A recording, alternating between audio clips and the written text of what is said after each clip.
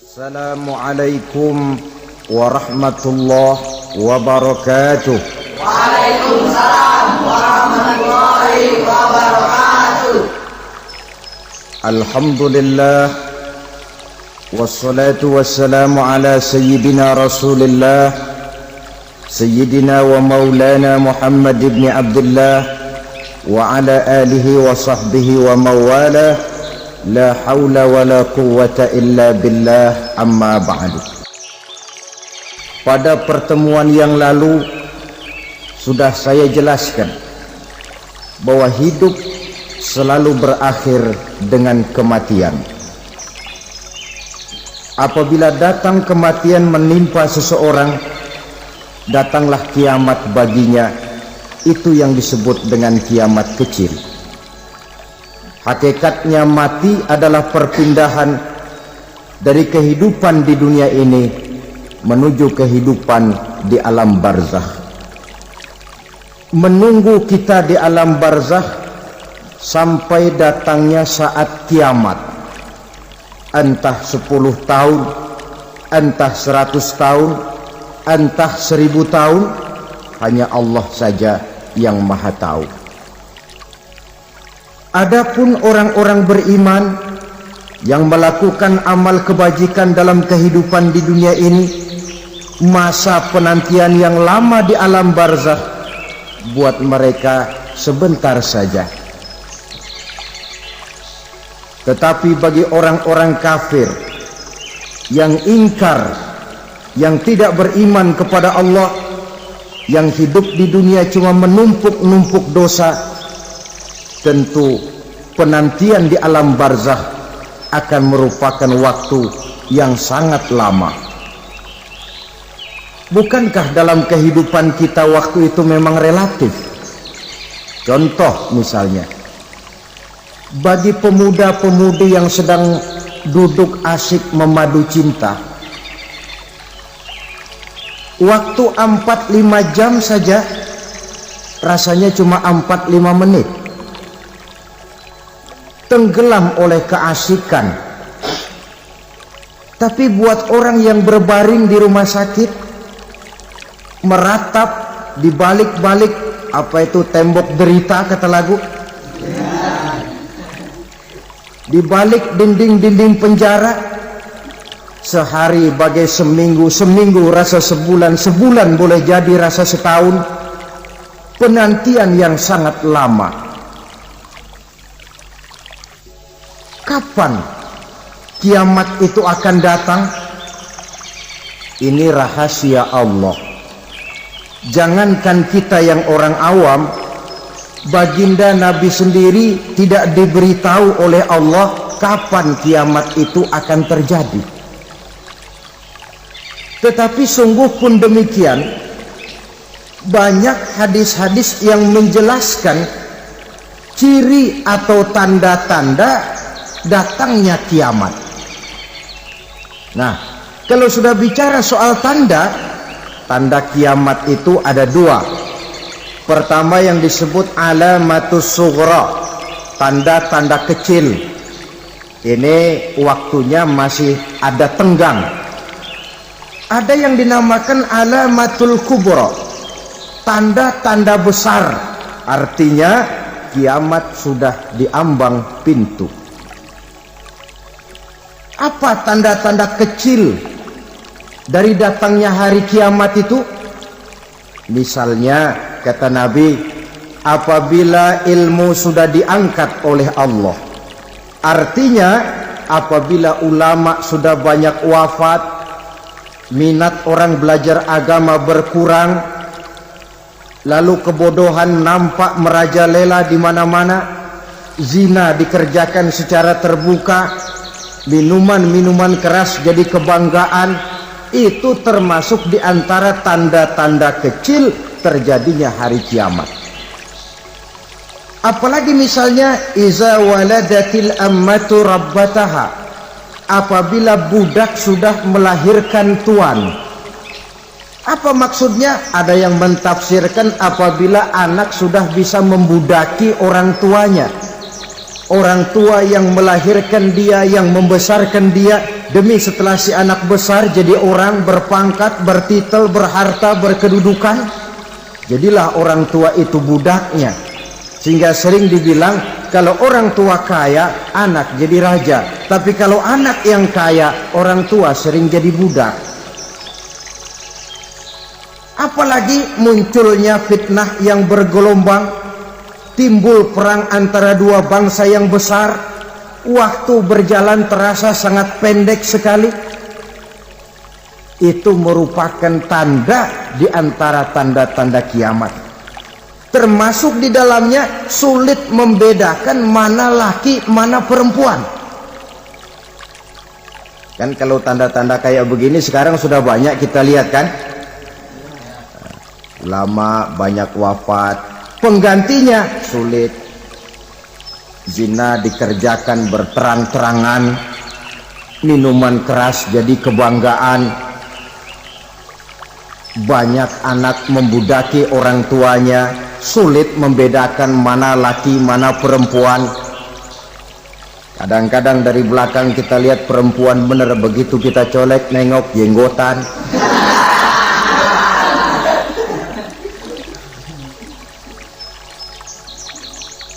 Ini termasuk tanda-tanda kecil, masih ada tenggang sampai akan terjadinya kiamat itu.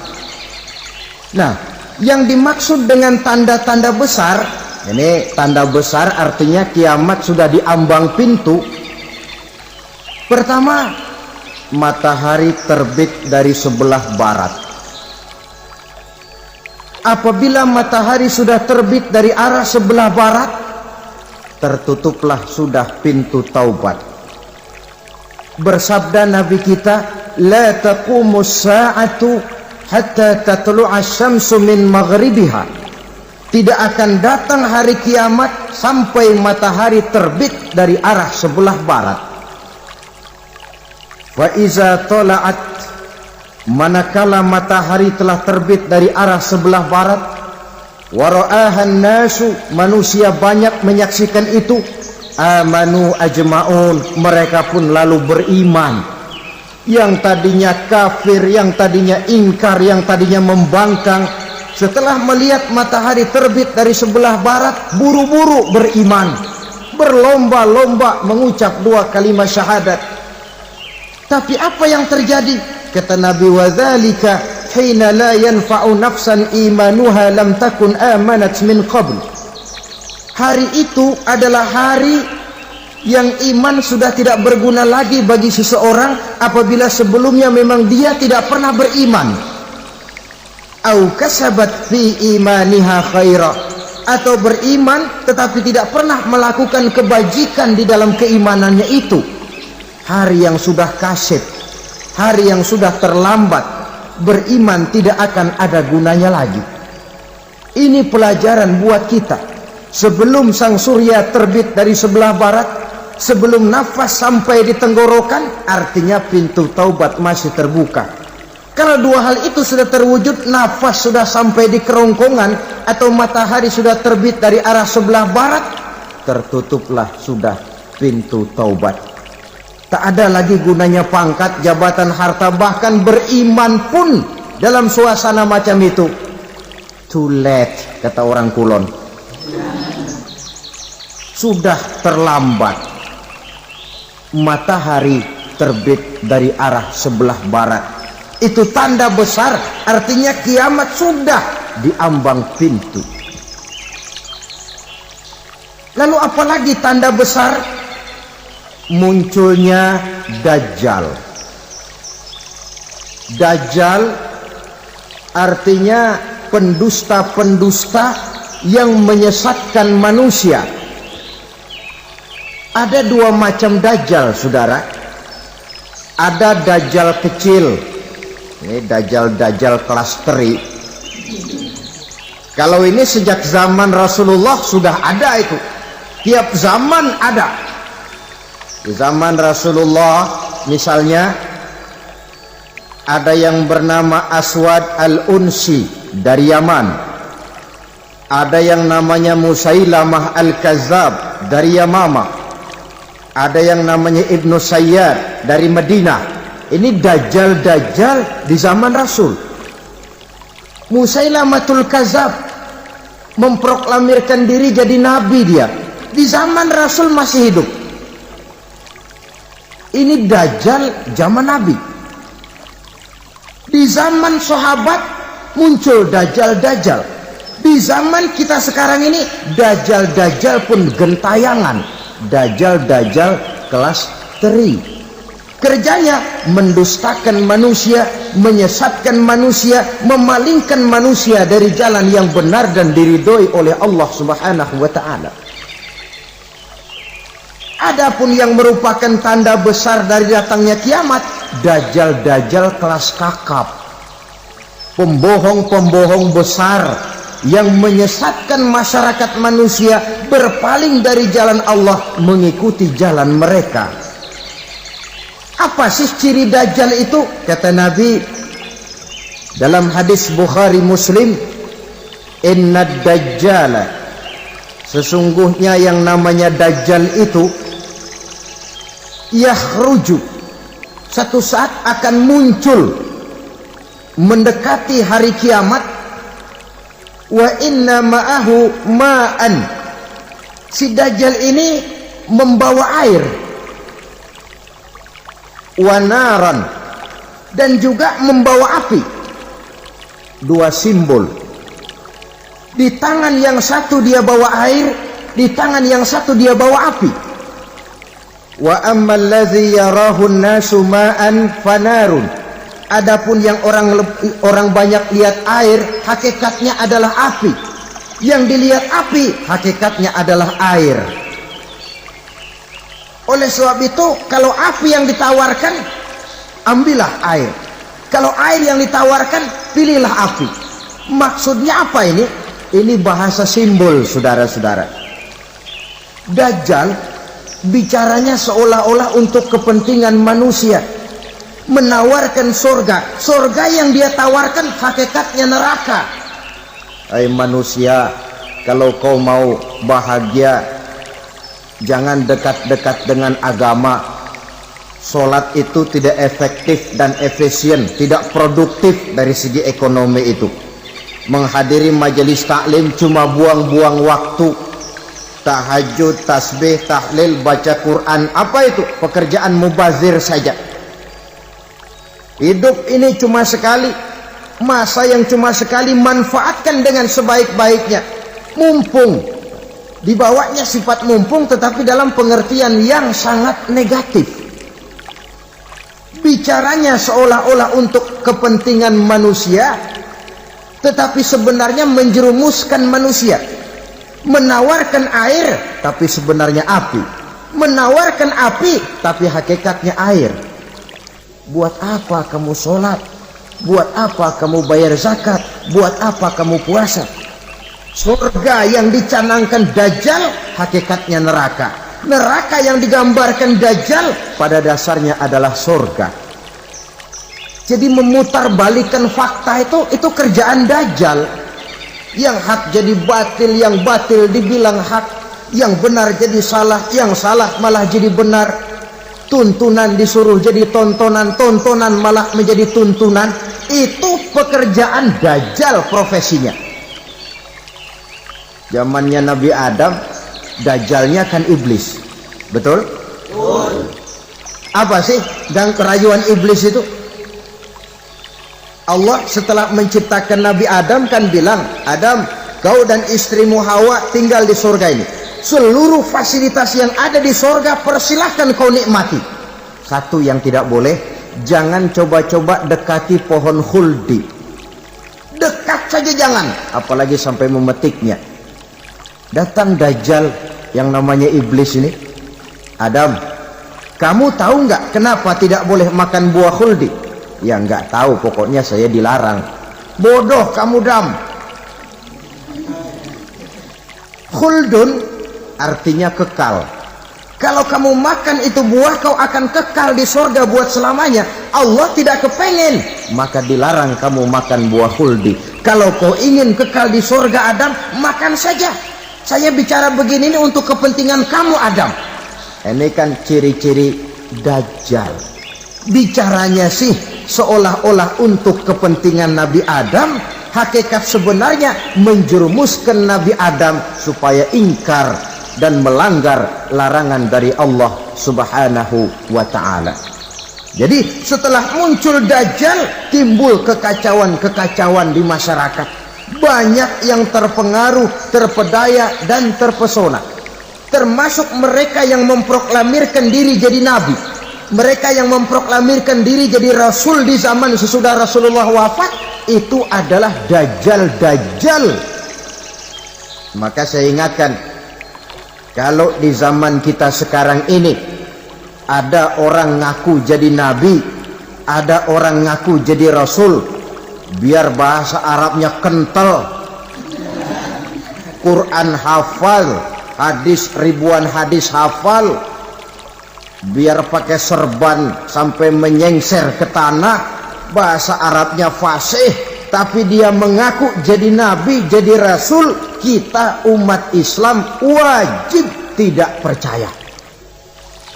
Wajib untuk tidak percaya. Itulah dajjal zaman kita sekarang ini. Tidak mustahil mereka datang mempengaruhi orang-orang awam supaya berpaling dari Rasulullah, mengikuti mereka. Nah, di akhir zaman nanti, mendekati hari kiamat, dajjal ini muncul, dajjal kelas kakap, menyesatkan masyarakat manusia untuk berpaling dari Islam, mengikuti seruan mereka. Apalagi di antara datangnya kiamat itu, tanda yang besar itu, turunnya Nabiullah Isa Al-Masih, putra Maryam. Menurut berbagai hadis yang sahih, Nabi Isa Al-Masih nanti akan turun lagi, tidak membawa risalah yang baru, tapi meluruskan risalah Islam ini yang telah banyak ditinggalkan oleh masyarakat. Bahkan ada hadis menjelaskan beliau akan membunuh Nabi, mematahkan kayu-kayu salib, lalu melaksanakan haji dan umrah mengikuti syariat Nabi Muhammad, bukan membawa agama baru. Menjadi semacam mujaddid, reformer, menyelamatkan manusia dari bisikan dajjal. Bahkan ada riwayat yang menjelaskan bahwa Nabi Isa berhasil mengalahkan dajjal, mengembalikan masyarakat manusia kembali kepada ajaran Islam yang datang dari Allah, dibawa oleh Rasulullah sallallahu alaihi wasallam. Dengan kata lain, turunnya Nabi Isa bukan sebagai nabi dan rasul baru, tetapi mengikuti syariat Nabi kita Muhammad sallallahu alaihi wasallam. Saudara hadirin, ibu-ibu hadirat yang saya hormati, kemudian apalagi di antara tanda-tanda besar akan datangnya kiamat itu? Keluarnya asap atau awan.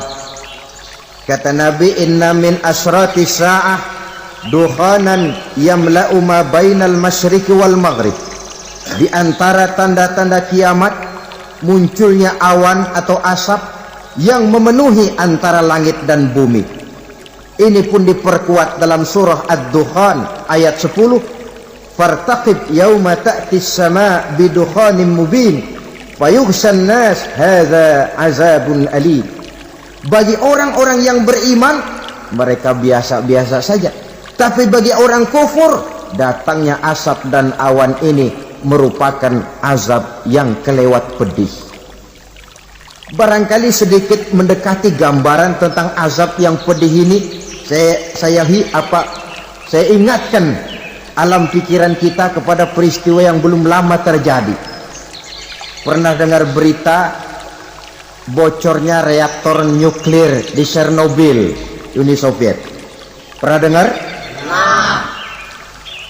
Bocornya reaktor nuklir di Chernobyl yang mengakibatkan ratusan, bahkan sangat mungkin ribuan nyawa. Cuma satu reaktor. Bagaimana kalau seluruh cadangan nuklir yang dimiliki oleh para negara adik kuasa ini diledakkan? Bahkan yang konon menurut catatan cadangan nuklir yang dimiliki bersama oleh Amerika dan Rusia sekarang ini sudah sanggup memusnahkan 6 miliar manusia, 1,5 kali lebih banyak dari jumlah manusia yang nongkrong di permukaan bumi ini. Saudara-saudara hadirin yang saya hormati, lalu saat mendekati hari kiamat, apalagi tandanya setelah Nabi Isa wafat pada saat turunnya yang kedua kali, lalu Allah meniupkan angin sejuk, semua orang-orang beriman, orang-orang baik wafat, sehingga penghuni bumi ini cuma tinggal lagi terdiri dari orang-orang kafir. Tidak ada lagi di bumi ini yang bisa mengucapkan Allah. Sehingga dalam hadis qudsi itu ada keterangan, innallaha azza wa jalla yaqulu li Israfil. Allah pernah pesan kepada malaikat Israfil, kata Allah, Israfil, iza sami'ta qailan yaqul Allah Allah fa akhirin nafah 40 sanatan ikraman liqailiha. Hai Israfil, apabila kau dengar di permukaan bumi masih banyak orang yang mengucapkan Allah Allah, maka tunda sangkakala kiamat itu 40 tahun. Untuk apa? Ikraman liqailiha, menghormati orang yang mengucapkan Allah Allah itu. Wah, jadi karena sekarang masih banyak yang mengucapkan Allah, besar hatilah kita, masih jauh kiamat itu. Tapi jangan lupa, kiamat pribadi, kiamat kecil itu yang nggak kita sangka-sangka. Ajal datang mencabut nyawa, itu kiamat pribadi, dan itu yang pasti kita hadapi, dan itu yang membuat kita tidak boleh bersikap main-main di dalam kehidupan sekarang ini. Saudara hadirin yang saya hormati, tidak ada lagi orang-orang muslim. Seluruh penduduk dunia ini kafir. Lalu terciptalah struktur sosial yang berlandaskan prinsip hidup semau gue. Bakal terjadilah prinsip di mana yang kaya menyantap yang miskin, yang kuat menindas yang lemah. Hidup sudah bagaikan di rimba belantara, berlaku hukum rimba, siapa yang kuat dia yang menang, siapa yang lemah menjadi mangsa. Timbul kekacauan, maksiat merajalela, munkarat menjadi-jadi, sehingga isi bumi ini penuh dengan segala macam perbuatan dosa. Tidak ada perlunya lagi alam diperpanjang temponya. Datang saat yang sudah dijanjikan oleh Allah Azza wa Jalla, maka terjadilah yang disebut kiamat kubra, kiamat besar, kiamat hancur-hancuran. Bagaimana kejadian ini dimulai? Dalam surah Az-Zumar ayat 68, Allah Subhanahu wa taala berfirman, wa nufikha fis-suri fasa'iqa man fis samawati wa man fil ardi illa man sya'allahu. Maka manakala ditiuplah sangkakala, terkejutlah seluruh yang ada di langit dan seluruh yang ada di bumi. Bila saat kiamat datang, Allah perintah malaikat Israfil, Israfil, tiup sangkakalamu. Ditiuplah sangkakala oleh malaikat Israfil. Yang akibat daripada tiupan itu, seluruh yang ada di langit, seluruh yang ada di permukaan bumi terkejut. Yang ada di langit siapa? Malaikat kan. Bayangin aja kalau malaikat kaget, apalagi kita. Terkejut seluruh makhluk yang ada di bumi, yang ada di langit mendengar suara sangkakala itu. Bunyinya tidak sanggup kita bayangkan dahsyatnya. Ledakan nuklir, ledakan neutron, belum apa-apa ketimbang bunyi sangkakala malaikat Israfil ini. Nah, lalu Mendengar bunyi sangkakala ini, gemparlah makhluk, kacaulah alam. Bumi gempa, planet-planet bertabrakan, gunung meletus, air laut tumpah ke darat, angin topan bertiup, halilintar menyambar. Lalu semua yang bernama hidup mati total. Mati bareng tanpa persiapan. La haula wala quwata illa billah. Saya kadang-kadang dalam tafakur bermohon, ya Allah, mudah-mudahan saya enggak nemuin kiamat beneran. Ngeri. Tidak bisa kita bayangkan macam apa suasana seperti itu. Allah saja banyak memberikan gambaran, misalnya Al-Qari'ah, wa mal Qari'ah, wa ma adraka mal Qari'ah. Kejadian yang menggemparkan.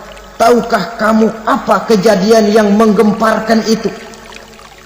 Yauma yakunun nasu kal farasil mabsus wa takunul jibalu kal ihnil manfus. Pada saat itu manusia berterbangan bagai kupu-kupu, gunung berterbangan seperti kapas ditiup angin. Gunung saja macam kapas, konon lagi manusia. Kematian total, mulai semut sampai gajah mati, jin mati, iblis mati, malaikat mati. Malaikat saja mati. Saudara hadirin yang saya hormati, kematian total yang tanpa persiapan. Orang bilang, Pak, kalau mati bareng begitu yang repot malaikat maut dong ya. Cabut sana, cabut sini. Itu kalau menurut logika kita, mestinya begitu menurut logika. Tapi logika juga yang bilang nggak perlu serepot itu. Sebab untuk mematikan listrik di wilayah DKI, di wilayah Jakarta, nggak perlu tiap rumah didatengin matiin ya lama. Cukup dari kantor pusatnya saja PLN, tekan satu tombol, gelaplah seluruh Jakarta. Saudara hadirin yang saya hormati, kematian total. Lalu setelah kematian total, planet-planet juga mati, dalam arti tidak bergerak dan beredar. Angin mati, dalam arti tidak bertiup. Air mati, dalam arti tidak ada riak gelombang. Pokoknya semua mati. Kullu nafsin za'iqatul maut, semua yang bernafas mati. Dalam ayat lain, kullu man 'alaiha fan, semua yang ada di permukaan bumi fana. Yang kekal cuma Allah Subhanahu wa ta'ala. Yang paling belakang mati malaikat maut dan malaikat Israfil. Tapi mati juga sesuai dengan janji Allah. Menurut hadis Bukhari Muslim dari Abi Hurairah, masa tenggang waktu antara kematian total pada tiupan sangkakala pertama dengan proses kebangkitan pada tiupan sangkakala kedua 40 lamanya. Tidak dijelaskan oleh Abi Hurairah 40 jam, apa 40 hari, apa 40 tahun. Hadis-hadis cuma menyebutkan 40 saja. Sunyi alam, yang tinggal cuma Allah saja lagi. Ketika itu Allah berseru-seru, katanya, limanil mulkul yauma, siapa para penguasa hari ini? Mana itu raja-raja dan penguasa yang dulu mengaku jadi Tuhan? Fir'aun, mana Fir'aun sekarang? Yang dulu jadi raja, merasa berhasil, sombong, lalu tidak mau turun-turun dari kekuasaannya, sampai kepada puncak kekurang ajarannya mengangkat diri jadi Tuhan. Mana itu Fir'aun? Namrus, mana sekarang Namrus? La ilaha illa ana. Ternyata tidak ada Tuhan lain selain daripada aku, kata Allah. Proses kemudian, saudara-saudara, turunlah hujan dari langit. 40 lamanya hujan itu. Tidak jelas juga 40 jam apa 40 hari. Setelah air turun membasahi, datanglah tiupan sangkakala yang kedua. Semua yang bernama mati bangkit dari kuburnya masing-masing. Ini yang disebut Yaumul Ba'thi, hari kebangkitan. Allahu Akbar. Pada saat kita bangkit dari kubur kita masing-masing, kumpul di padang mahsyar namanya. Bayangin aja, saya sendiri nggak sanggup bayangin. Manusia sejak zaman Adam sampai zaman kiamat kumpul bareng di tempat sama. Berapa banyaknya itu?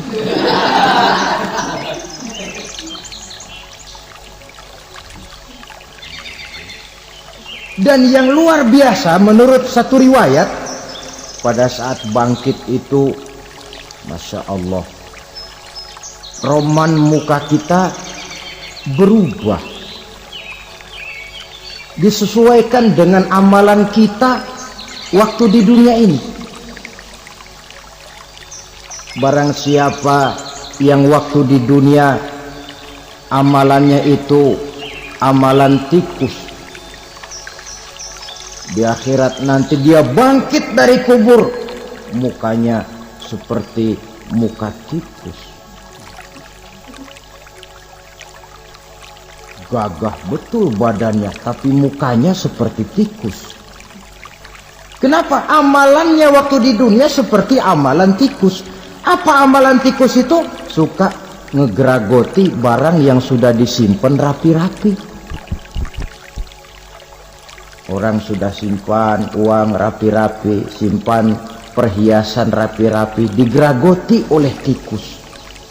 Maling-maling, pencoleng-pencoleng, koruptor-koruptor, itu nanti di akhirat nanti kita lihat mukanya seperti muka tikus. Oh, ini waktu di dunia suka nyolong, hanya seperti muka tikus. Barang siapa yang waktu di dunia ini amalannya itu amalan macan, dia akan bangkit nanti mukanya seperti muka macan. Apa amalan macan? Macan itu amalannya menang-menangan. Orang yang mau menang saja nggak mau mengalah. Coba lihat di hutan, kenal hutan nggak? Di hutan, raja hutan di mana-mana pasti macan, betul kan? Betul. Padahal hutan belum pernah bikin pemilihan umum. Tapi macan tidak peduli ada pemilihan umum apa tidak, pokok saya raja. Sebab apa? Macan jadi raja itu bukan karena benar, tapi karena kuat jadi raja. Setelah dia jadi raja, rakyat hutan yang mesti dilindungi malah dimakan oleh raja macan. Kambing rakyat hutan dimakan oleh macan. Ayam rakyat hutan dimakan oleh macan. Itu nanti kita lihat di akhirat itu mukanya seperti muka macan, gagah betul. Lalu barang siapa yang di dunia ini amalannya itu seperti amalan anjing, nanti dia punya muka seperti muka anjing. Apa amalan anjing? Pertama, anjing itu kalau disuruh jaga rumah, dia tidak bisa membedakan mana maling mana tamu. Biar yang datang maling kalau bawa tulang, anjing kalem. Yang kedua, anjing itu akan setia kepada siapa saja yang memberinya roti. Siapa yang memberinya roti, itulah majikannya. Apa kata majikannya, pasti dia laksanakan. Soal benar atau salah, dia tidak peduli. Setelah anjing dapat roti, dia tidak punya pilihan lain kecuali bilang, abdi mah kumaha juragan wae ayeuna mah.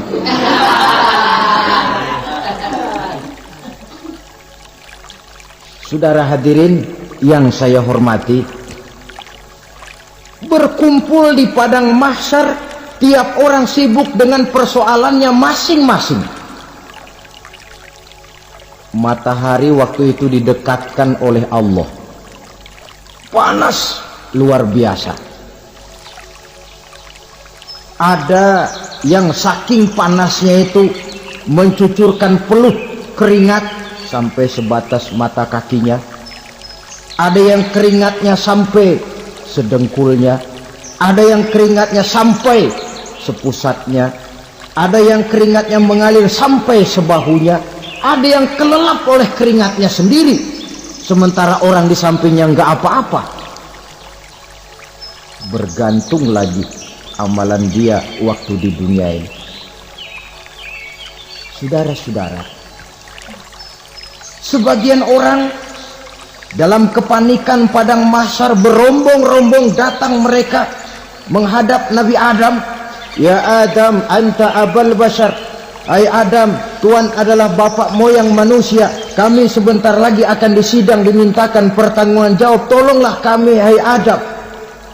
Kata Nabi Adam, jangankan nolongin sampean, saya sendiri tanggung jawab di hadapan Allah ketika dulu tidak boleh makan khuldi, saya serobot. Sudahlah, urus diri masing-masing saja, nafsi. Begitu kata Nabi Nuh, begitu kata Nabi Ibrahim.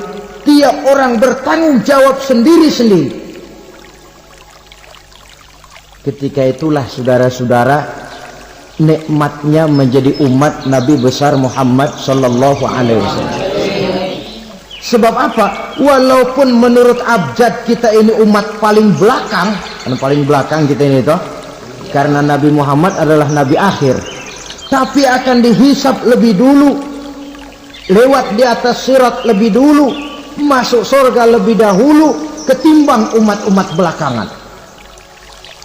Ketika Rasul mendekati ajal, beliau tanyakan itu kepada malaikat Jibril. Malaikat Jibril berkata, Muhammad jangan khawatir, Allah sudah berjanji, inni haramtul jannata ala sairil anbiya hatta tadkhulaha anta wa haramtuha ala sairil umami hatta tadkhulaha ummatuka.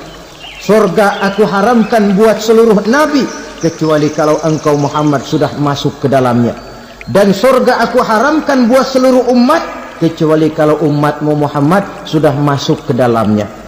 Logikanya, walaupun menurut abjad kita umat paling belakang, bakal dihisab paling dulu, lewat di atas sirat paling dulu, masuk surga paling dulu, kalau mampir ke neraka juga paling dulu. Ya resiko. Jangan mau enaknya aja paling dulu. Saudara hadirin yang saya hormati, setelah masa kebangkitan itu jangan dikira begitu bangkit langsung diperiksa, masih menunggu menanti ribuan tahun perhitungan padang mahsyar untuk sampai kepada proses yang disebut yaumul hisab, hari perhitungan. Seorang demi seorang bakal dipanggil. Bayangkan saja, yang kita se-RT saja di absen kadang-kadang perlu waktu lama. Ini manusia sejak zaman Nabi Adam sampai datang hari kiamat, satu demi satu disidang di hadapan Qadhi Rabbul Jalil. Status sosial copot sudah waktu itu. Yang pernah jadi hartawan di situ tidak lagi kelihatan kehartawanannya. Yang pernah jadi jenderal tidak lagi dipanggil jenderalnya. Yang ustadz tidak lagi dipanggil al-mukarramnya. Seluruh status sosial selesai. Dipanggillah kita seorang demi seorang menghadap Qadhi Rabbul Jalil. Bagaimana proses penghisaban itu? Pertama, proses tanya jawab. Di antaranya ada hadis menyatakan, lan tazula qadama 'abdin yaumal qiyamah hatta yus'ala an arba'i khisalin. Besok di hari kiamat tidak akan bergeser telapak kaki seorang hamba sampai dia ditanya lebih dulu tentang 4 persoalan. tentang ilmunya. Kemana ilmu itu diamalkan? Tentang umurnya, di mana umur itu dihabiskan? Tentang masa mudanya, kemana masa muda itu dipakai? Tentang hartanya, dari mana harta itu didapat dan kemana harta itu dibelanjakan. Ini termasuk proses tanya jawab. Jadi kalau istilah pengadilan dunia, nama Fulan bin Fulan. Kamu waktu di dunia diberikan umur panjang untuk apa? Pernah mengalami masa muda, kemana kau habiskan masa remajamu? Kau diamanahkan ilmu, dengan apa ilmumu kau amalkan? Kau diberikan harta, dari mana harta kau dapat, kemana kau belanjakan? Tak seorang pun yang bisa mungkir. Sebab apa? Dikala itu yang menjadi saksi bukan orang. Yang menjadi saksi adalah seluruh anggota badan kita. Tangan bicara, kaki jadi saksi terhadap seluruh amalan yang pernah kita kerjakan pada saat kehidupan di alam dunia ini. Selesai proses tanya jawab, lalu diperlihatkan buku catatan kita waktu hidup di dunia ini. Jangan lupa Allah itu menyiapkan 2 superkomputer kepada kita. Sebelah ditempelin sebelah kanan, yang sebelah tempelin di sebelah kiri. Komputer itu namanya Raqib dan Atid, 2 malaikat yang apabila baik kita lakukan, refleks saja akan menulis kebajikan kita. Jahat kita kerjakan, akan tertulis. Catatan itu nanti diperlihatkan kepada kita.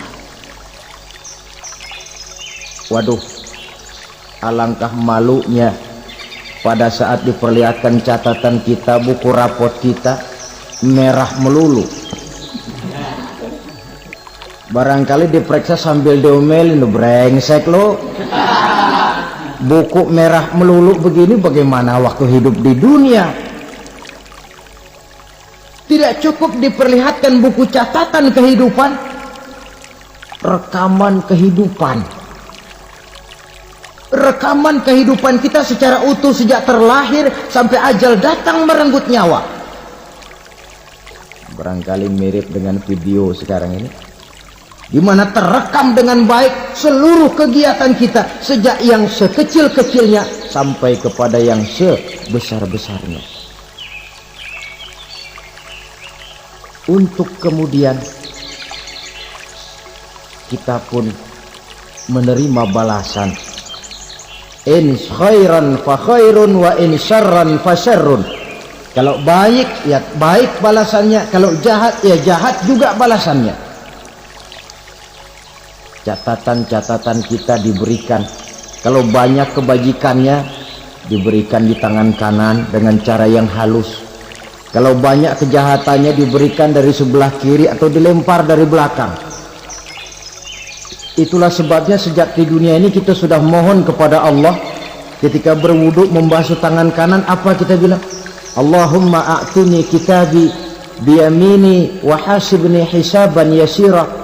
Ya Allah, berikan saya kitab di tangan kanan, dan kalau saya memang perlu dihisap, hisaplah saya yang seringan-ringannya.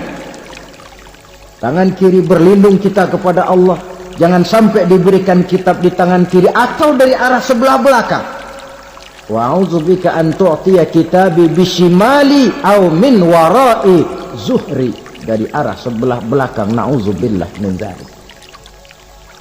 Setelah selesai lewat proses penghisaban, lewat mizan, timbangan, maka yang sudah selesai dihisab itu bergeraklah menuju sirat, jembatan yang terbentang menuju surga melalui neraka. Saudara-saudara, panjangnya perjalanan sirat itu memakan waktu ratusan tahun. Tetapi orang yang lewat di atas sirat pun macam-macam, bergantung amalannya ketika di dunia ini. Ada yang lewat di atas sirat itu kalbarkil khatib, seperti kilat yang menyambar, lep, sudah sampai dia di surga. Cepat bukan main. Ada yang lewat di atas sirat itu seperti orang lari-lari. Ada yang lewat di atas sirat itu seperti orang jalan biasa. Ada yang sambil merangkak, ada yang sambil ngesor, ada yang sambil gelayutan. Ada yang selamat sampai ke ujung ke surga, ada yang tergelincir jatuh masuk ke dalam neraka, bergantung amalannya dalam kehidupan di dunia sekarang ini. Tiap kita akan melewati yang namanya sirat ini. Saudara-saudara kaum muslimin yang saya hormati, dengan demikian mereka yang selamat melalui sirat sampai ke terminal akhir surga, mereka yang ketika dihisab ternyata banyak kejahatannya daripada kebaikannya, mereka singgah di dalam neraka. Nah, adapun orang-orang yang beriman menurut ayat Quran dan hadis Nabi itu nanti ada bermacam-macam. Ada orang beriman itu yang dimasukkan surga. Ada orang beriman itu yang dimasukkan ke dalam surga. Ada orang beriman itu yang disebut penduduk surga. Kenapa lain-lain, Pak? Karena waktu di dunia amalannya juga lain-lain. Ada orang beriman yang masuk surga. Ini paling murah tiketnya. Mau masuk surga? Kata Nabi begini, ma min abdin qala la ilaha illallah thumma mata ala dhalik illa dakhala al-jannah. Kalau seorang hamba sudah mengucap dua kalimat syahadat, dia yakin dengan kebenaran kalimat itu sampai matinya, orang itu akan masuk surga. Abi Dzar yang waktu itu diajak bicara heran, ya Rasul kok gampang betul? Iya, walaupun orang itu mencuri, iya, walaupun orang itu berzina, iya, biar dia mencuri, biar dia berzina, kalau dia sudah mengucap dua kalimat syahadat, dia yakin dengan kebenaran kalimat itu sampai matinya, itu orang akan masuk surga. Jadi masuk surga cukup dua kalimat syahadat, yakin sampai mati, masuk surga. Itu perkara masuk. Tapi kalau pertanyaannya diterusin, masuknya kapan, Pak? Nah, ini lain lagi urusannya. Sebab ada yang masuknya itu langsung, ada yang mampir dulu. Di sana tempat cuma dua, kalau tidak surga, neraka. Mau ke surga tapi mampir dulu, yang mampirnya jelas di neraka. Kenapa? Dalam hadis qudsi ada riwayat, nanti itu di akhirat, setelah Allah selesai mengatur penduduk surga masuk surga, yang neraka masuk neraka, Allah berkata kepada malaikat Malik, malaikat Malik, labaik ya Allah, itu bajingan-bajingan tengik, manusia-manusia durjana yang waktu di dunia tidak mau sujud, jauh dari ulama, gemar melakukan yang munkarat dan maksiat, hidup di tengah masyarakat selalu jadi bibit keonaran, kufur, sudah masuk neraka semua. Sudah ya Allah. Nah, kalau sudah, coba sekarang kamu masuk, Malik. Saya, iya, masuk neraka. Mau apa ya Allah? Kata Allah, akhriju minan nar man kana fi qalbihi misqala habatin min khardalin min iman. Kau masuk neraka, cari di dalam neraka orang-orang yang ada imannya walaupun kecil sebesar biji zarah, angkat mereka keluar. Masuk malaikat Malik ke neraka, cari orang yang ada imannya, korek-korek. Ya repot, udah pada gosong. Yang ada imannya diangkat ke atas, yang ada imannya diangkat ke atas, lalu dimandikan di Nahrul Hayat, namanya sungai kehidupan di akhirat nanti. Cakep lagi rupanya, bersih lagi wajahnya, apel di hadapan Allah. Kata Allah, bagaimana mas? Kapok nggak sampean? Kapok ya Allah. Nah, kalau kapok, idhab fadkhulil jannah. Pergi, masuk surga sana. Berangkat mereka ke surga. Ketemu sama teman-temannya yang udah sampai lebih dulu, yang nggak pakai mampir lagi. Terjadi dialog. Kata teman-temannya yang udah pada nyampe duluan, mas, iya, emang baru sampai? Saya baru sampai. Memang mampir di mana dulu mas? Kita sudah lama sampai di surga. Saudara buka surah Al-Muddathir ayat 34-35. Masalakakum fis saqar? Kenapa kamu mampir di neraka Saqar? Qalu lam naku minal musallin. Mereka menjawab, kami mampir di neraka Saqar mas, gara-gara dulunya kami waktu di dunia tidak pernah sholat. Tidak pernah sholat? Tidak pernah. Karena rumahnya dekat masjid. Cuma dekat doang mas. Sholat mah enggak saya. Enggak pernah ngasih makan fakir miskin, enggak pernah hadir di majelis taklim, pendeknya enggak pernah melakukan kebajikan. Maka saya pun mampir di neraka Saqar.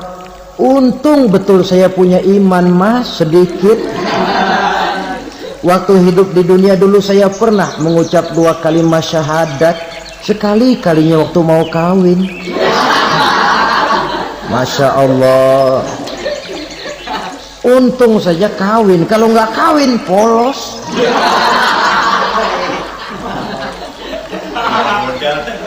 Itu juga pengulu sudah setengah mati ngajarin.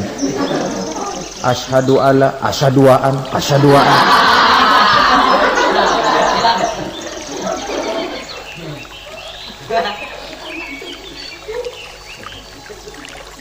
Ini namanya masuk surga. Ada mampir dulu. Ada pula orang mukmin itu yang dimasukkan surga. Namanya dimasukkan kan terima beres. Saya masuk ke rumah, jalan sendiri, cari tempat sendiri. Saya dimasukkan ke dalam rumah, terima beres. Pokok ada di dalam, itu dimasukkan namanya. Nggak pakai mampir. Tapi tentu tiketnya lebih mahal ketimbang yang pertama tadi. Apa kata Allah? Innal ladzina amanu wa amilus salihat la ukaffiranna anhum sayyi'atihim wa la udkhilannahum jannah. Sesungguhnya orang-orang yang beriman kemudian beramal soleh, kami hapuskan segala dosa dan kesalahannya, kami masukkan mereka ke dalam surga. Lihat ayatnya. Allah yang memasukkan, kita yang dimasukkan. Nggak pakai transit, nggak usah mampir. Cuma tidak cukup syahadat, tidak cukup amanu, tapi diiringi dengan wa'amilus salih. Iman, amal. Tidak cukup syahadat, lalu dibuktikan dia sholat, dia zakat, puasa, lalu dia melakukan berbagai macam kebajikan. Ini yang menyebabkan dia tidak pakai mampir di tempat yang bernama Saqar. Lalu ada pula orang mukmin itu yang disebut penduduk surga. Wah, ini sudah fit ini.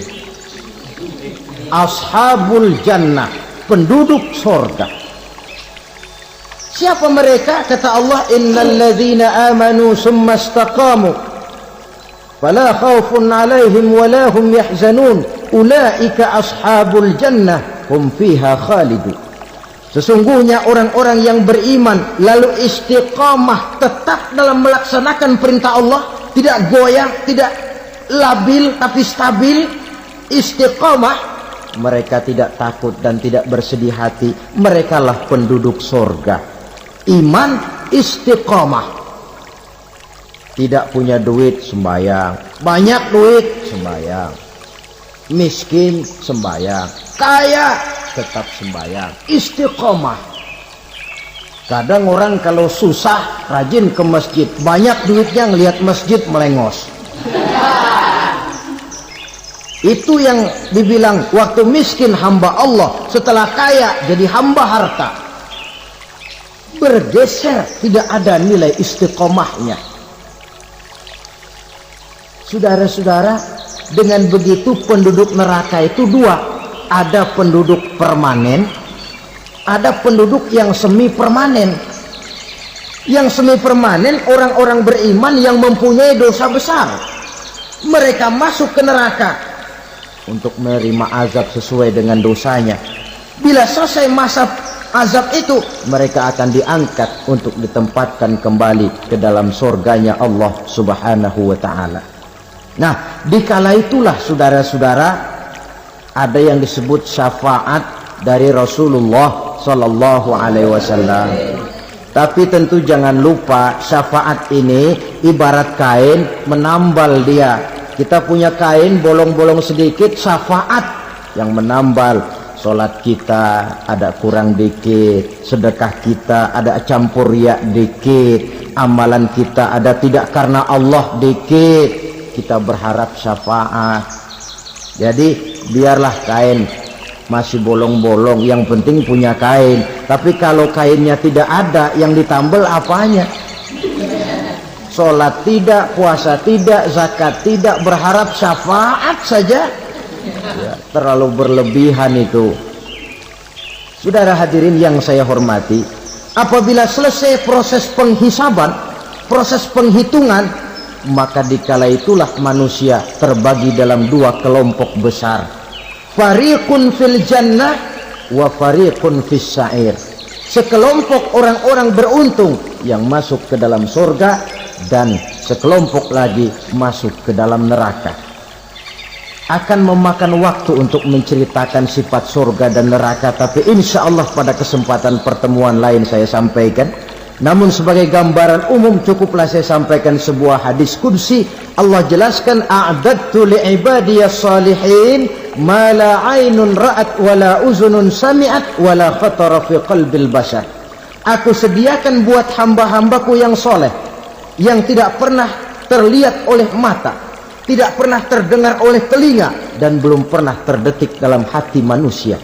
Jadi kenikmatan surga belum pernah dilihat mata, belum pernah didengar telinga, belum pernah terdetik dalam hati. Pedihnya azab neraka belum pernah terlihat mata, belum pernah terdengar telinga, belum pernah terdetik dalam hati. Saudara hadirin yang saya hormati, oleh karena itu sebagai uraian akhir daripada kiamat ini, marilah sama-sama kita memanfaatkan hidup dengan sebaik-baiknya supaya jangan timbul penyesalan di hari kemudian nanti. Mudah-mudahan kita seluruhnya diselamatkan Allah dari azab neraka dan mendapat surga dan ridhonya. Sekian dan demikianlah pertemuan kita kali ini. Terima kasih banyak atas segala perhatian. Mohon maaf atas segala kekurangan. Usikum wa nafsi bitaqwallah. Wassalamualaikum warahmatullahi wabarakatuh.